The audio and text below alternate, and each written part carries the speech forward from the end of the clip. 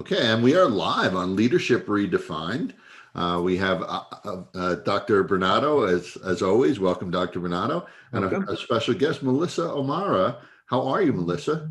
I'm doing well, thank you. Nice to So, meet you, Al, and nice to see you again, Richard. Same yes, here. some guests we have longstanding relationships with. Dr. Bernardo. I just met you, so I'm happy to. But we really got to talking pretty quickly, Melissa, offline. So happy to share this podcast on the Monday after Easter for those who celebrated. Hopefully, it was a good Easter for everyone. And we're getting right down to it, though, right on a Monday morning and having our podcast. So, Melissa, if you could just introduce yourself. And we talked about a few things offline that you're pretty passionate about that I think the audience is going to be really interested in as far as leadership and learning and some things with technology, the environment. So I'd love to get into those pieces as well as other things with you during this podcast. So Melissa, real quick, allow you to introduce yourself, and Rich, obviously jump in whenever you'd like. Great, well, thanks. So, I'm Melissa O'Mara. I'm a 27-year corporate veteran. So I spent 27 years at big companies, mostly tech. And in 2014, I left to start my own consulting and coaching business focused around collective leadership. So we'll talk a little bit more about that, I'm sure. And the reason that the primary goal or sense of purpose I had at that point in time was that I had in the corporate space been focused very much on, I look back, I realized I was an entrepreneur. I was an internal change agent, inside of companies, and working on things like from the mid 2000s, really, environmental awareness inside of companies and what we could actually do with our clients as well to drive environmental solutions from inside of tech. So pre-smart everything, smarter everything. I was at IBM in those pre-smarter everything days, and I was a member of IBM's Green Army. So, fast forward, what I was realizing along the way is trying to drive change inside of big companies, also customer-facing parts of change. How do we work differently with our clients? What I realized is that the greatest enablers and barriers to change were actually people and human systems. It wasn't, in the long run, it wasn't ever about whether the process or the technology could work or could be made to work. It was always more determined, it seemed to me, by can the teams that need to work together inside and also beyond organizational boundaries and across organizational boundaries, can they align around a shared purpose? Can they find what it takes within themselves in order to come together and overcome difference and actually work together to drive meaningful change? And would they have the support inside of the organization or the organizations in which they were leading to do that work in a way that was sustainable over time? Because large systemic change takes a lot of time and a lot of, there's a lot of iterations oftentimes, you're not always on the right track at the beginning. And so, I realized that in order that my passion had become not just to enable change, but to actually enable human systems to enable change or catalyze change more effectively, if that makes sense. Oh, it definitely makes sense. Rich, you have a comment? More than you can count. I love that word, catalyze. Catalyze is one of my, maybe my favorite verb. Okay, at least it's in the top 10. I love that word. It's funny because you use the term human systems. And last Monday, we interviewed Kate Robinson, so Ken Robinson's daughter, who was internationally famous individual, just passed away, who speaks about really tearing schools down, starting all over again. And we talked about change from her perspective, and that's the exact term that she used, human systems. So it's kind of encouraging to hear someone from your walks of life, and I made that plural on purpose, and hers understand the intersections of that term of changing human systems.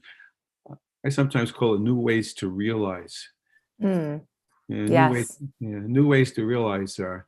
It's easy to say, but far more difficult to do.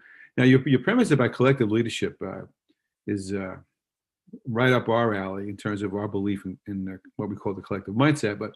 But your premise about collective leadership and working from within and from beneath, I suspect, as well as from the top down, is certainly very appealing to any organization, nonprofit, profit, or educational for that matter. So I'm going to put words in your mouth and take them out again. And you can true or false. And this I hate when sometimes people get a little nervous when I ask them this question. I take it that you don't believe that none of us is as smart as all of us, or you do believe it. And there's a None of qualifying us, thing. It's none as of smart us as all of is as us. smart as all of us. I agree with that. None of us is as smart as all of us, because none of us can see the big picture by ourselves. We can only see our angle of the elephant, if you know that fable Uh-huh. of the blind men, trying to identify an elephant in the center. And one of them says, hey, it's a tree trunk, because he's holding onto the leg, right? And from his perspective, okay, that's a fair enough. It's not even a fact, right? He's actually making an interpretation of the fact and saying it's his truth. So we are in a time right now where we need to go back to some of these basic realities of there's complex, an elephant isn't even complex, right? Right. But there's all these different angles of the elephant in this fable. And unless they are speaking facts and also speaking from a place of not knowing for sure, then how would they ever know that they were all touching the same elephant? And I feel like that's the reality of our world right now, is that we're all seeing aspects of reality. We're defining, we're interpreting it, and then we're claiming our version of the truth. Hmm. And then we're adamant that we're right too often.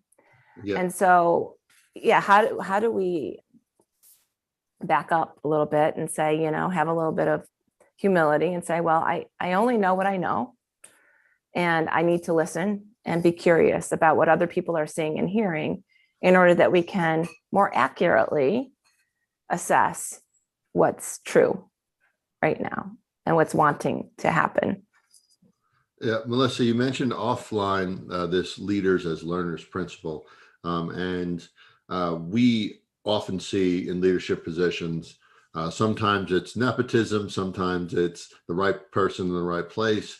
Oftentimes, whoever gets in a leadership position may get there because of they worked in a certain sector for a certain time, like I said, or they knew someone. But the reality of most of the leaders and most of the people that come into leadership positions, or people that have been in leadership positions, is they don't necessarily have that collective mindset, that collective understanding that there has to be this synergy across.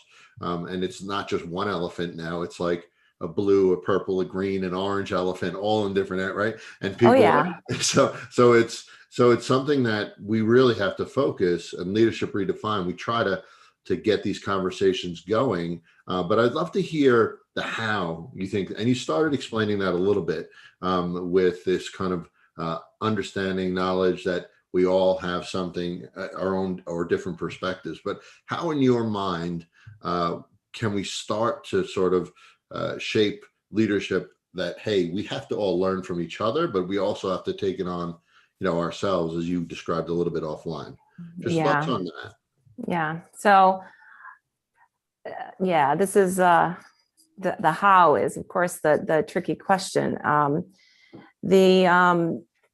I have a lot of tools in my back pocket, in a sense, tools, methods, frameworks, and it's not a one size fits all for any leader or group.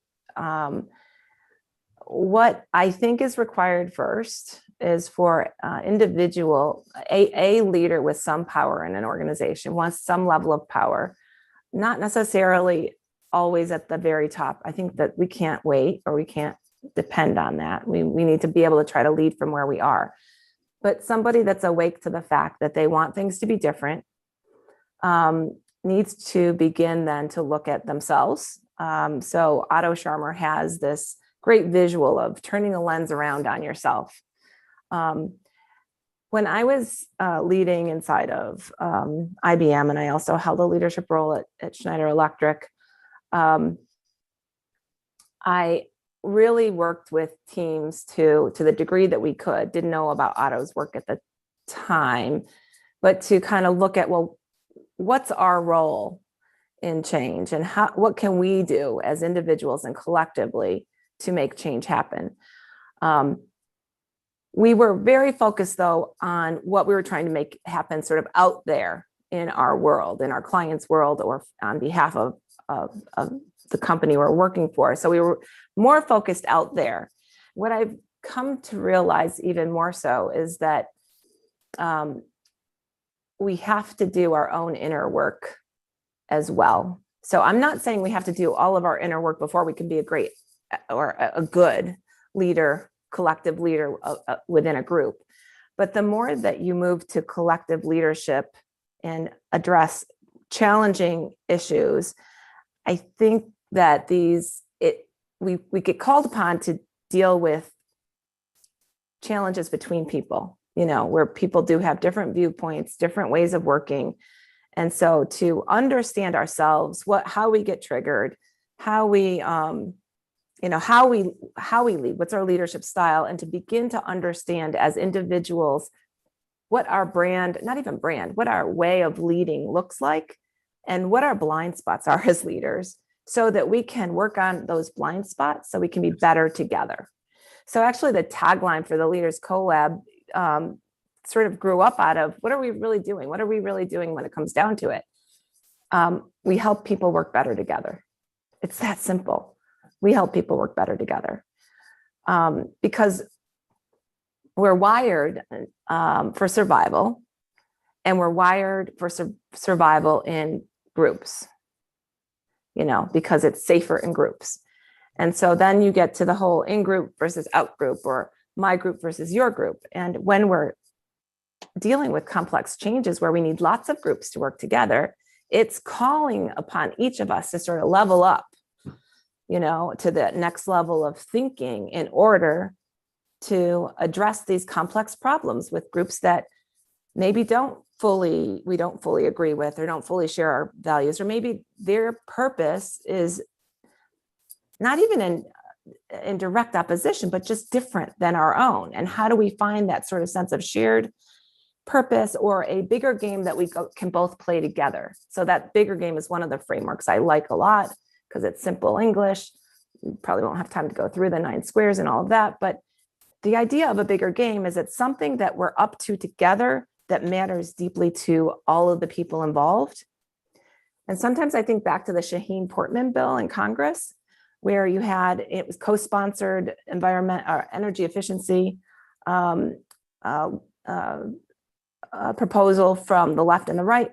The left wanted it for one set of reasons, and environment and maybe environmental equity and all kinds of different things, and also efficiency. But the right wanted it for a different set of reasons. And even on the right, there were different reasons for wanting that legislation to pass. So that's what we have to do. We have to be able to find that sort of common ground, and we have to be able to listen for commonality, listen for understanding, where can we come together? And if you think about politics today, we need it as much or more there as we need anywhere, right? Yeah, without a doubt. And we've talked about this before. You often have, especially with politics, but even within business, within education, people polarize issues. And when you start to polarize issues, there's no convening, right? Because it's my way or my way, right? And there's never any way to get together on an issue or a topic. But I think that aspect to showcase that, or to have people understand that, I think it starts, you mentioned humility, sort of putting your ego at the door and not thinking about that for the bigger goal, the bigger purpose, that shared purpose. That's the piece that takes a lot, because especially when because it's not always a leader and then a team that subordinate team. Sometimes it's leader and leader and leader, and they're all trying to come together, and they all have Yeah. equal positions. So how do you come together for that collective purpose? You do have to say, all right, listen, this is great for us, but we have to understand it's not great for them. And where do we meet in the middle, right? And I think that's some of what you're talking about. It is. It is. So the idea of collective leadership, and I was interested. It was interesting because when I did begin to do ULab with Otto Scharmer, which I know Dr. Bernardo, that's where you and I met, I think, is through ULab. He even talks about, leadership as being one of the 9, I think, acupressure points of systems-wide change. So I got very interested in Theory U because me too. because it is a systems change method. It's an organic, way. When large scale happens, was his whole, Otto's whole field of study.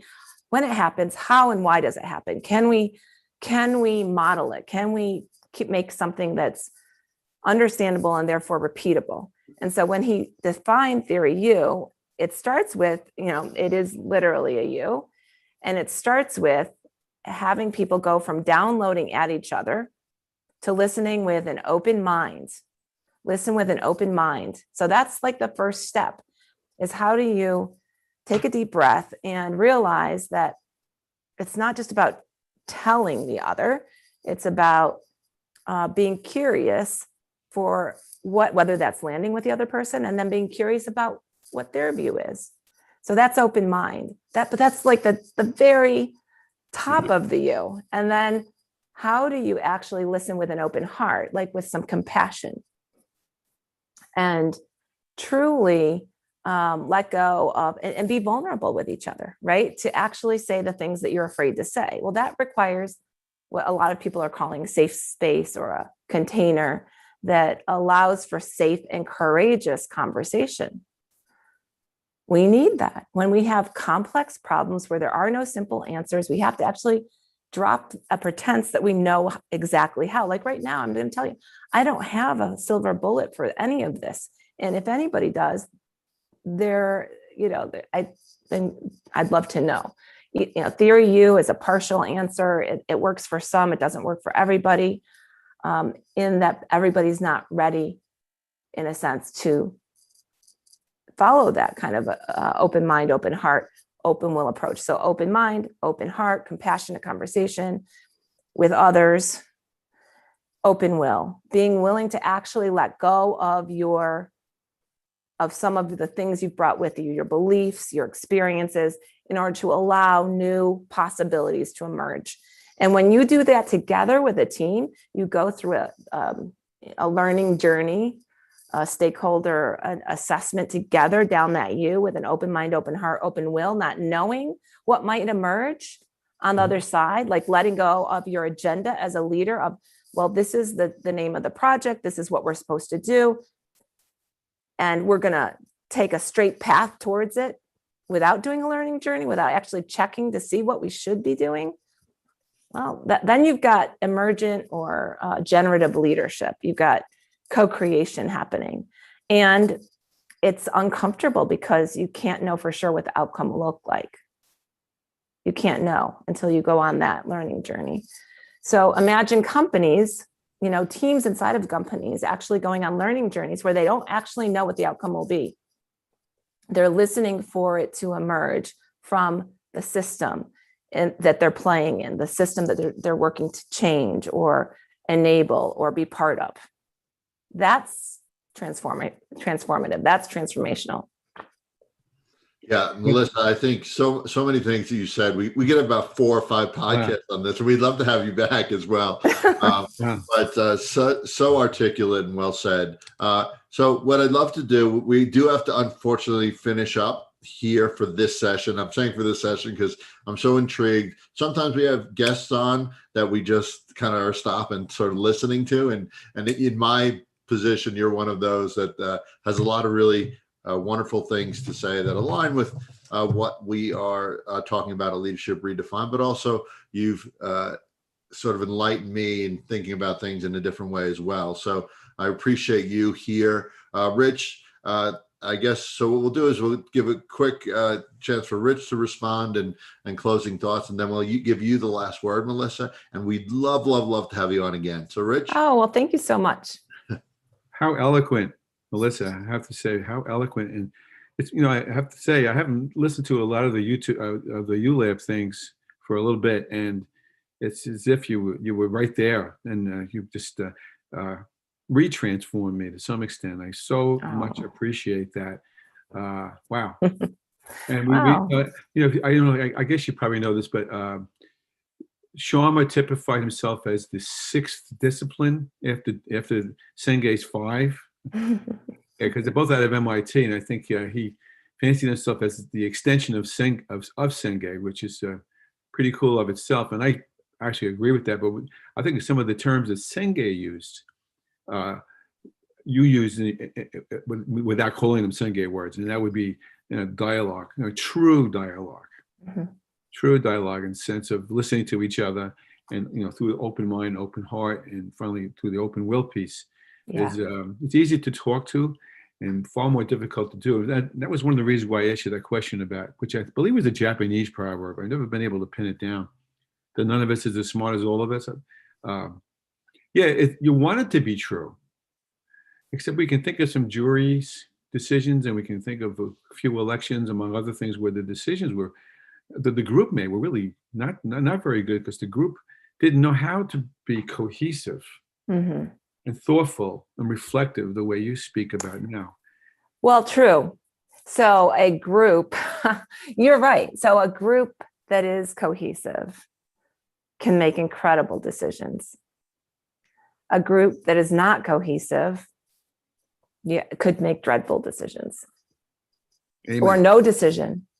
That's a bumper sticker. We'll do that together. And so I pray we get you. We can have you back on again, so we can continue this conversation. It's we truly embrace. Anthony's not here, but the three of us, truly embrace what you espouse so well. So thank you so much. It's my privilege, guys. I'm just a guest, so thank you. I love the opportunity to talk about these things that obviously I care a lot about. So, but you not only care about you whereof you speak. And when Al asks you, well, how do you do that? And you say, well, there's a million ways to do that, and you can't do that in 20 minutes. and all true. And the other point of it is that catalysts like you, and I don't give that term to too many people. Catalysts like you are the kinds of people that we have to kind of count on for the critical mass, which is yet to come, which is one of the reasons why I think Sharma's points have enormous value, but certainly there's not a critical mass on it at any time soon. Agree. Thank you very much. Thank you. Thank you so much, Melissa. Again, love to have you on again and continue these conversations. But we really, really appreciate you on for the show on this Monday morning.